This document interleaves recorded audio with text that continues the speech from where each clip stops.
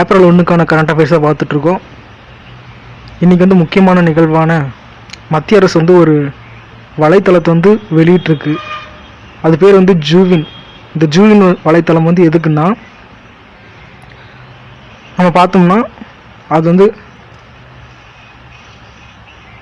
எதனுடன் தொடர்புடையதுன்னா, அது ஒரு தடுப்பூசி சம்மந்தமானது தொடர்புடையது.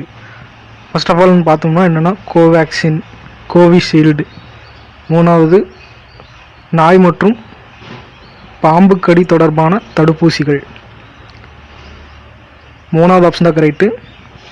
நாய் மற்றும் பாம்பு கடிக்கான தடுப்பூசிகள், அதாவது ரேபிஸ் என்று சொல்லக்கூடிய நாய் கடிக்கான தடுப்பூசி தான். மற்றும் பாம்பு கடிக்கான தடுப்பூசி.